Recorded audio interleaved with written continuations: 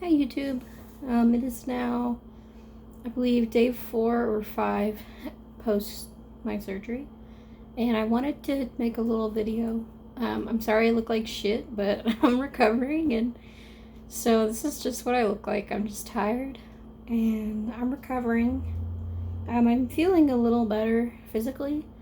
I'm not really gonna touch on emotional, unless people are like have dealt with the same thing and they want to talk about things to feel better. That's fine. But for me, I've just been sleeping a lot, resting a lot, and entertaining myself, basically. Just find things to keep me occupied. But I wanted to talk about self-care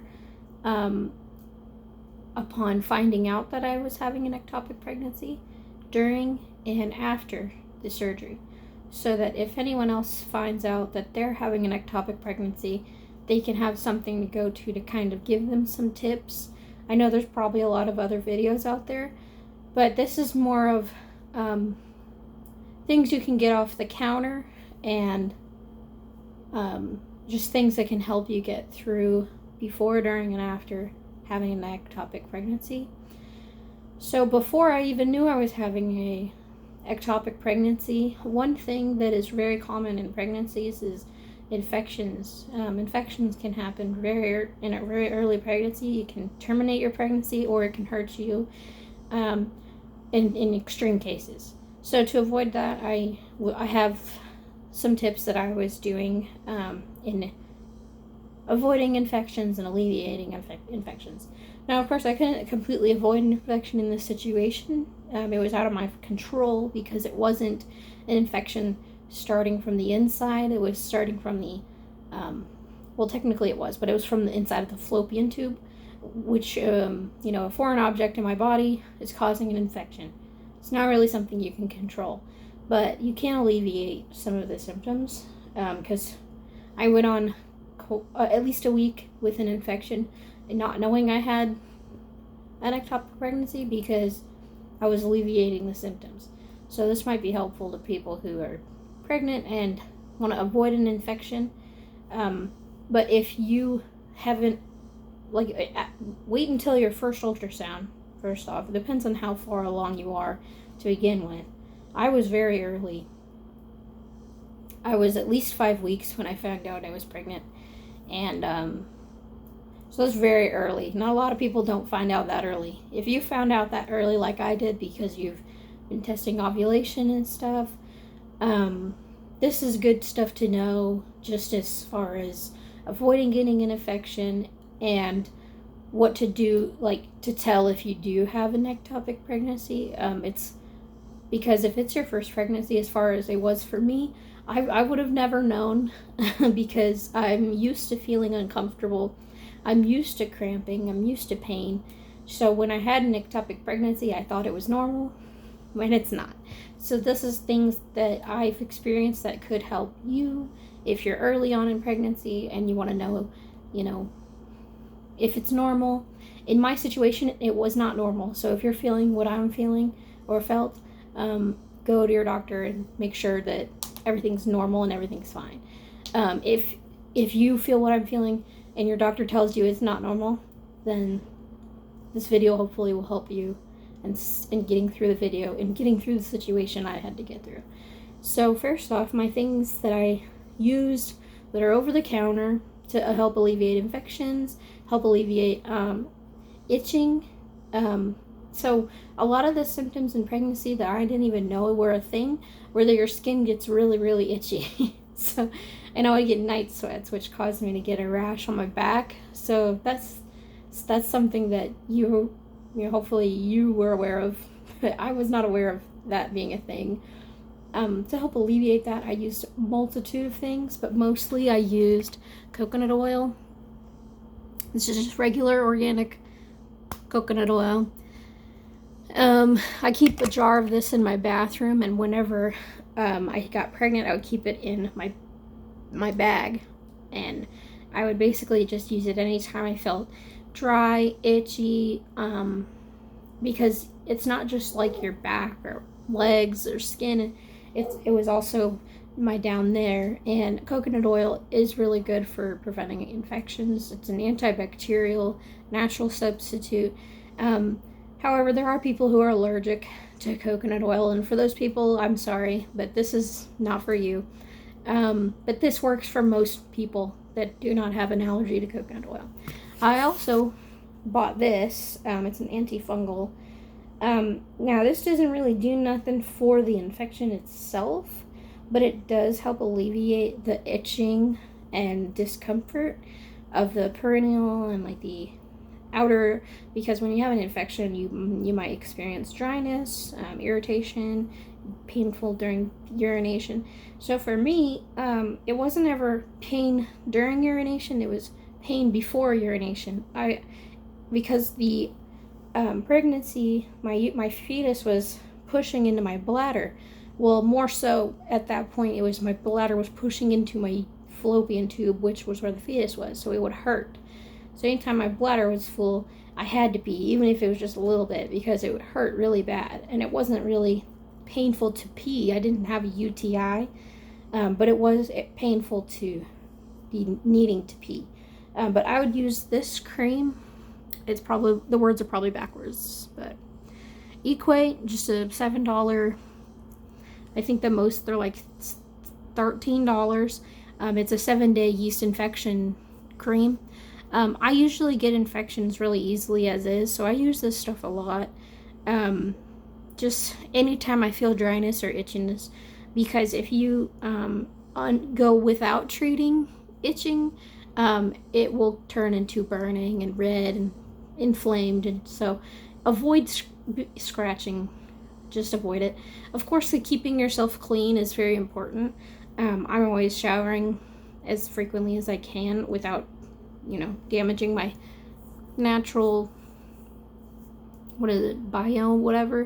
biodiverse skin. Our bodies make oils and stuff that keep us healthy and fresh looking, and you don't want to be too clean. So I'm not too clean, but I do try to stay pretty clean. I hate getting infections, but I get them very easily, so that's just me. But this stuff helps with alleviating the itch, and it's just an overall soothing. It's not too strong where it burns. I've experienced stuff that was too strong, and that was Vagisil. I've noticed that Monistat, what is it called? Something Care. It's like a more gentle itch and anti-infection. This is just basic off-the-counter Equate cheapo brand, and it works really well. I don't even use the applicators unless I know I have a yeast infection, which that just looks white and clumpy. Discharge. So when I found out, before I actually found out I had ectopic pregnancy, this is definitely something you want to go to your doctor if you have symptoms like this. Pain when your bladder's full, that's not a normal thing. You should feel uncomfortable. I have two sisters that are pregnant. One of them is almost 9 weeks, the other one just gave birth. So it's normal to feel uncomfortable and some degree of pain as you get farther along in your pregnancy. But it's not normal to have that much pain and discomfort when you're this early on. So I was 7 to 8 weeks, and for reference, your baby's the size of like a freaking jelly bean or a raspberry. It's very small. You shouldn't even feel it or notice it, but it is uncomfortable to have to pee every 5 to 10 minutes, which is normal. What's not normal is when your bladder's full, it feels like something's stabbing you. So if you've noticed that you have pain in your abdomen when you just have a full bladder, go to your doctor, because that's not normal. It could be anything, but in my situation, it was an ectopic pregnancy. The other symptom was a green discharge. I've never had green discharge. I've had an STD before. I had chlamydia, and this was in 2013, and that was a long time ago. And even then, I didn't have green discharge. So seeing green discharge was very concerning for me. I was like, oh, that's not normal. But however, I was aware that it was impossible for me to have an STD at this time because it was just me and my partner. We weren't having sex with anyone else. And I mean, if my boyfriend was having an affair, I would probably know, because he wouldn't be here all the time. Like, we were at home together constantly, literally, like, every day. He would have no time to have an affair. Like, I'm that needy. So I wasn't concerned about having an STD at all. That wasn't even in my mind, like, oh, that's possible. Because it wasn't. It wasn't possible to have an STD. But I knew it was possible to have an STI, which could be that having sex caused you to have your stuff become imbalanced and you got an infection from it. I thought maybe that's possible. And when you're early in pregnancy, you can pick up infections from a toilet. So, I just figured, okay, so I have an infection and I need to start treating it. So I would put coconut oil and this to kind of alleviate any irritations. And I went to my doctor. They gave me my first ultrasound and they couldn't find it. They couldn't find the fetus, which is concerning. Unless you're like 4 or 5 weeks pregnant, it's not normal to not see it in your uterus. If you're pregnant, even if it's really small, they should be able to find it in your uterus. Mine was in my fallopian tube, so they couldn't find it in my uterus. It's not in there. So I passed, multiple pregnancy tests. It was definitely conclusive that I was pregnant, but it was in my fallopian tube. So yeah, coconut oil and this, very helpful, very, very help you feel comfortable. If you're experiencing like a lot of itching or burning, or it's just very uncomfortable, coconut oil, I like to get a plastic spoon. I don't use metal spoons because I don't know. I heard someone say it's bad to put metal in the fridge and it contaminates your food, so I've never done that, especially when you're putting it inside your sensitive areas. So I take a plastic spoon, or if you have kids, you can use a baby spoon. It's whatever. It should not be metal. I wouldn't recommend using a metal spoon. Just take a spoonful of this and kind of scrape the top off and put it in the freezer. Once it's hardened, pop it off the spoon, and you kind of want to smooth the edges out a little bit. Just warm it up with your finger, because when it's on the spoon, it creates like a lip that can be kind of sharp. So kind of smooth out the edges a little bit, and then you've created a suppository. So what I would do is, you can either wear a diaper, which is what I do when I'm having bad infections, if I'm having really bad bleeding. These are like black, so you can't really see blood, and it doesn't really look, it's not as gross to look at. Also, the cool thing is on the inside, especially if you're losing a child, this, in my personal experience, is less traumatizing for me because it's black on the inside, so you can't really see anything when it's coming out. You might see some like redness, some blood, but you won't really see as much, so it makes it a little bit easier to handle, in my opinion. If you want to use a normal diaper, whatever, that's up to you, girl. I'm just saying, this helped me with dealing with that immensely. I couldn't see it, out of sight, out of mind. In my mind, I've had 3, or this is my 3rd loss. So I've had 2 other miscarriages, and I had to wear white because that's what I had, and it was terrible. So this time around, I've had black, and it wasn't as traumatizing to me. just out of personal preference. If you don't, if you take it or leave it, that's up to you. I don't care. That's just my motto. I don't care. So yeah, and these are really thin, and they kind of have like a pooch in the front. A lot of room, a lot of give. I would personally recommend getting a size up, because mine was too small. That's one thing I wanted to mention, is these were too small for me. And right after surgery, you'll bloat. And it's also possible if air gets inside the cavity, it makes you feel extra bloated. It's just uncomfortable, basically. So get a size up than what you normally would. It's basically just the same size as underwear. It's not too difficult. I usually wear large or extra large, depending on the fabric. So in this situation, I should have gotten an extra large because you want it to be loose. You don't want it to be too tight. You really don't want to wear anything that's gonna cling to you because you'll be hyper aware of it. I don't want to scare people about like the pain. It's really not as bad as I thought it would be. I've had worse pain, honestly. So if you've ever had your belly button pierced, pain after surgery around that area is similar to after having your belly button pierced. Like, it's pretty similar pain. I've had mine pierced, so after the surgery I was like, oh, weird, it feels kind of like I just got my belly button pierced. Because they literally put the incision in my belly button, like inside it. So it's pretty weird. I do have some bruising, and one main thing I notice is it's itchy, so fucking itchy. That's the worst part, honestly. So then, the main pain I would say that I've had is like really similar to menstrual cramps.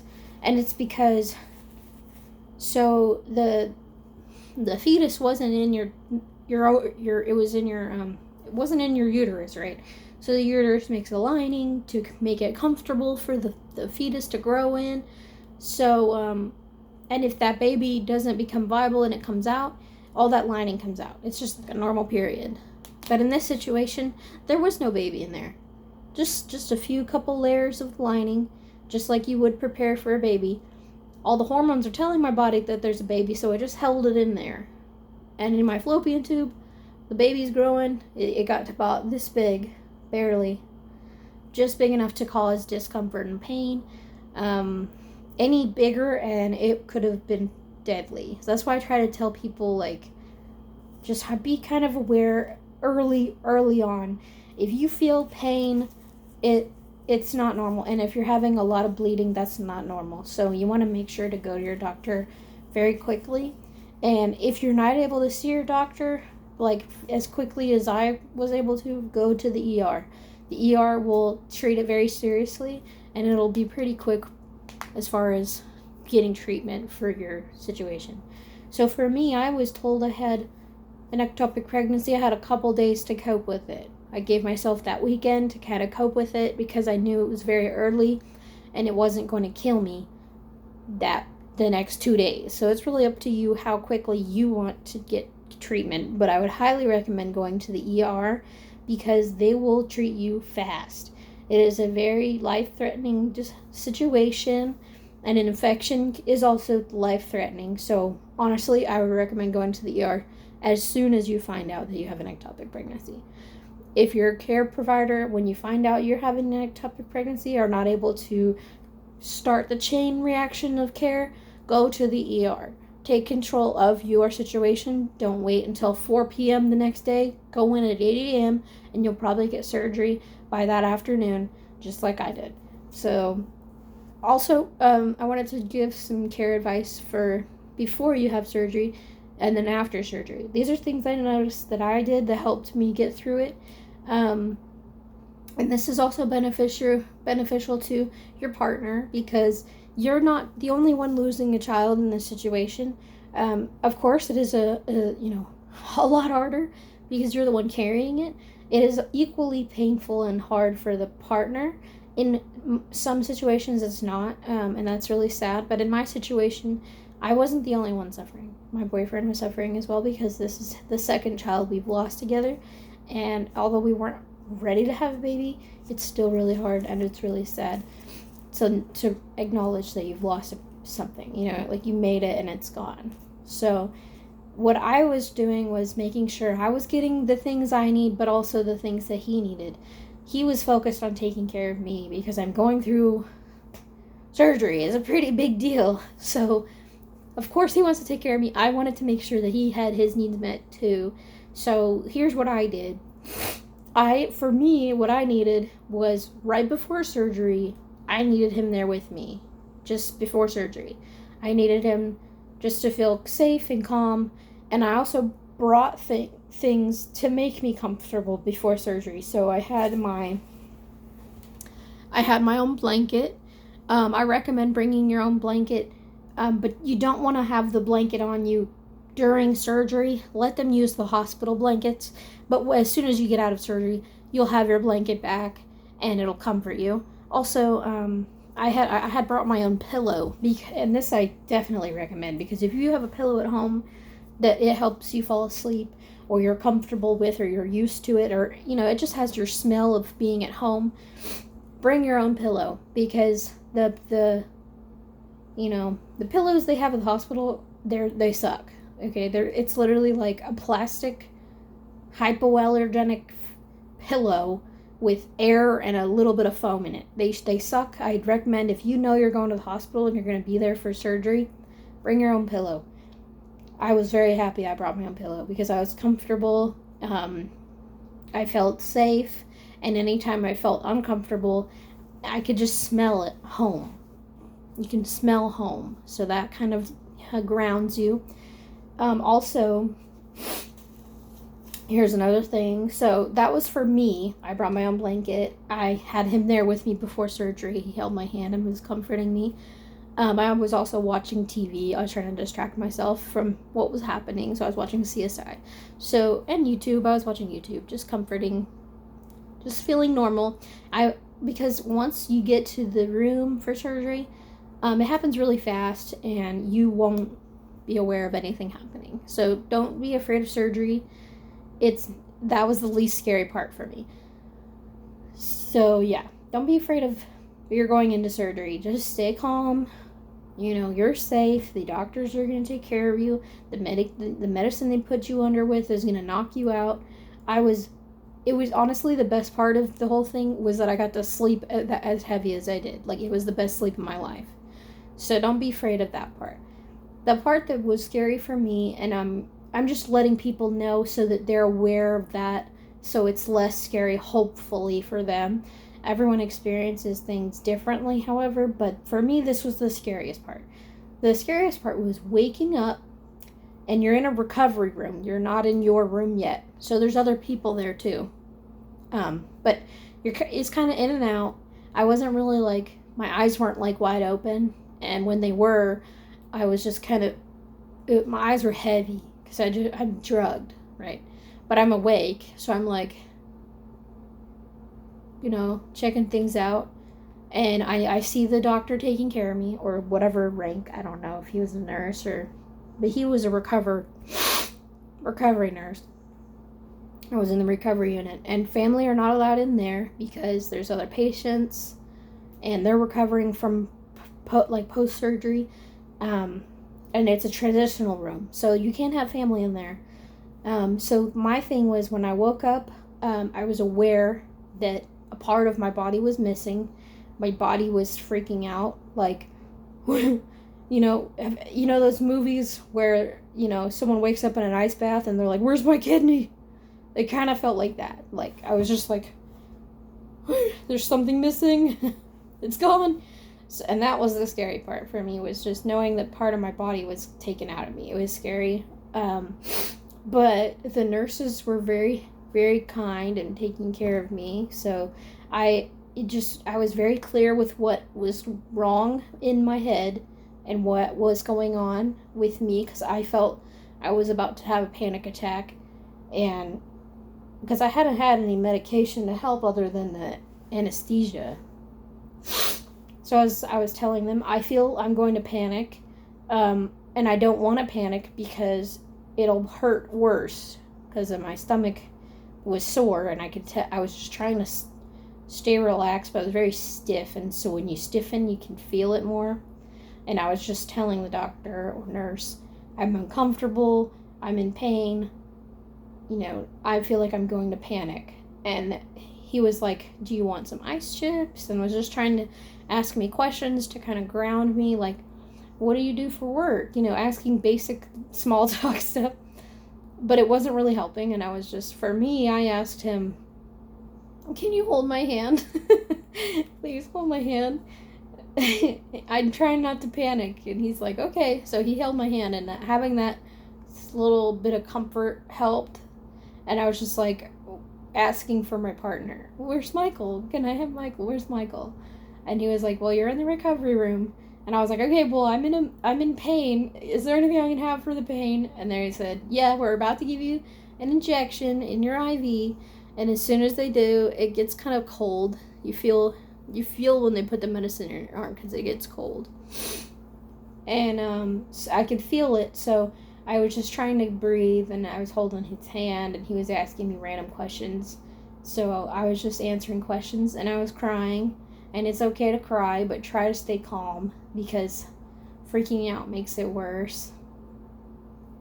So I was just trying to stay calm. And then I fell asleep after the medication hit me, because it was in my arm, and then I just kind of fell asleep, and I was sucking on some ice. So it wasn't as bad, but that initial moment of waking up and knowing that something was gone, that really freaked me out. And I just wanted to let y'all know that that's a thing that could happen if you're going to have surgery. Being aware of things kind of can help you cope with it. Like, okay, I know where I am. I know what's happening to me. I'm okay. I'm safe, And don't be afraid to ask for things you need. It's not weird. These people are there to take care of you. If you need a hug, you need someone to hold your hand, you need your blankets adjust, ask for that, because those little things that are there to comfort you really help you to stay calm. I would have people adjust my pillow. Please, my pillow is going up too far. Please, the cuff is cutting into my inner elbow. And if it's pinching you, that blood pressure machine, if it's pinching into your arm, it's way too low. So be sure to tell them that, because it's not supposed to feel like that. If you're uncomfortable, you're not supposed to feel like that. So be sure to point out times when you're uncomfortable. I mean, do it in a nice way, of course, but your comfort is really important, especially right after surgery or before surgery. So be sure to just tell people where you're feeling uncomfortable within reason. There's some things they can't help you, There's some things you're going to have to deal with, like the pain, of just having surgery is painful. But they can help you as far as giving you medication. Because if you are fresh out of surgery and it's hurting, they can help you with that. If you're feeling panic, they can help you with that. So just try to stay calm and tell them what you need, and then they'll take care of you. That really helped me get through it, knowing that he was there. So that was good. And then this was the thing I did for my boyfriend, because I knew that sitting in a waiting room is a really uncomfortable experience. And in this situation, it could have been a traumatic experience for him, because he doesn't know what's happening to me. I'm in another room and they're cutting me open. Like, it could be terrifying for him. And he's losing his baby too. So, like, what I told him before I went into surgery was go home, get some food in your belly, play some video games, try to stay calm, and my doctor will call you as soon as I'm out of surgery. I'm not going to call. I did make some calls, but I'm not going to be able to call right after surgery. And they can tell them when they can come see me. So if they knew after recovery I'd need an hour because I'm going to be asleep, then he can wait an hour and come see me. So that's what I did. I was like, I told my doctor, I told everybody who was going to be in the room with me, so everybody knew when I get out of surgery to call my mom and call my boyfriend and tell them I'm out of surgery, because then my boyfriend knew when I got out he would come and see me. And that way when I'm in my room, my own room, he can hold my hand again and everything's fine.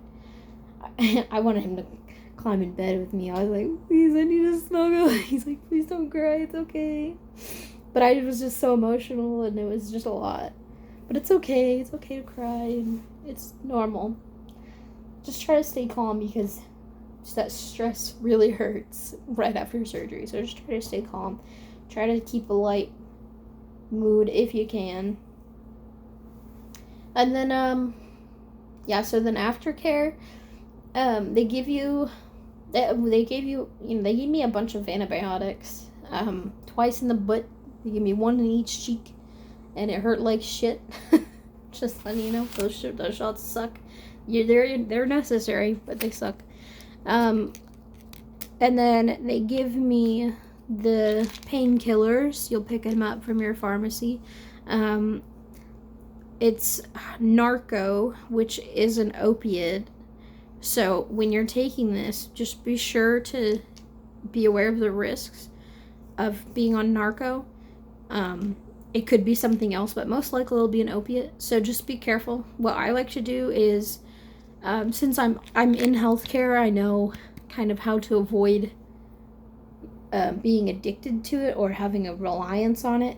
You spread it out, and in between, because it says take every 4 hours. Now, in the first couple days, it's okay to take them every 4 hours as prescribed, because you're going to be in a lot of pain.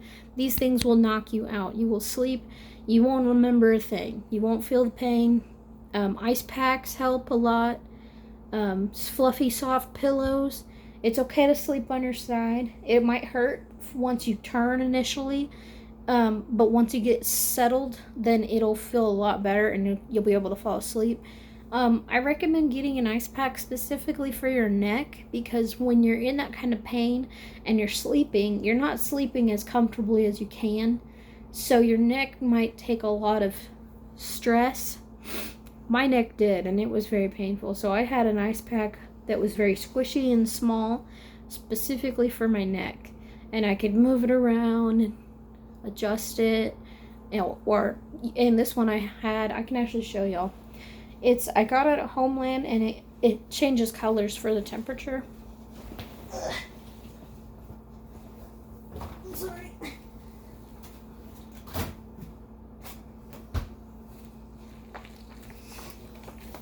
This thing's awesome.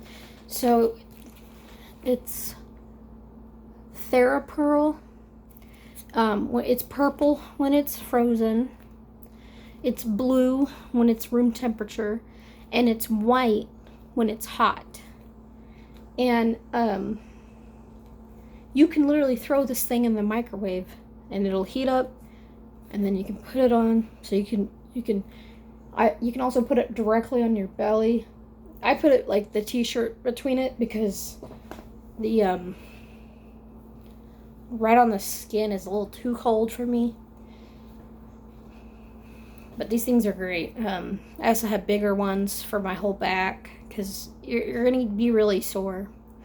It's mostly from like not being able to move as much. So try to move as much as you can within reason, because the not moving will make you stiff, and being stiff is honestly worse. So that little bit of discomfort. Try not to move your stomach too much. Anytime I had to go to the bathroom, I would like hold my stomach, because I don't know, it just made it feel a little better. Sleeping with a pillow against my stomach helps sleep. And just having someone taking care of you really is the best. If you don't have one who can, I mean, find a friend or a sister or anybody, because you need it and you deserve it. Like, having my partner, just being able to rely on someone like that is just, it made things like way easier on me. And then another thing, so this is what I would switch off with. So I would take this for the first 2 days, every 4 hours, and then I would take like a acetaminophen or ibuprofen in between, just to kind of keep it where I wasn't suffering. And then when the bleeding started, then I would switch to Midol between this.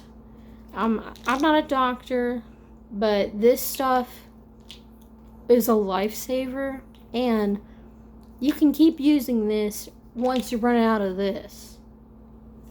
It's basically just acetaminophen, caffeine, paralamine, pain reliever, diuretic, and a histamine. So it helps reduce your bloating, which is the main symptom of after surgery. It helps with your if you get headaches, cramping, and backaches. So it's basically like a mid-grade muscle relaxer. That's why I love Midol. It's an over-the-counter muscle relaxer. Take 2 of these with some water. Make sure you have a little bit of food in your stomach. Yeah, this stuff's fucking awesome. Literally, anytime I have pain, this is where I go. There is a liver warning, so I wouldn't take it too often, but it is a lifesaver when it's that painful. So, like I said, I'm not a doctor. Take everything at face value. You know, read everything, research everything. Use whatever you feel comfortable using. This is the stuff that helped me get through everything, and hopefully it'll help anyone else who, you know, needs help. Plus, most of those things are over the counter. So, pretty simple, pretty easy.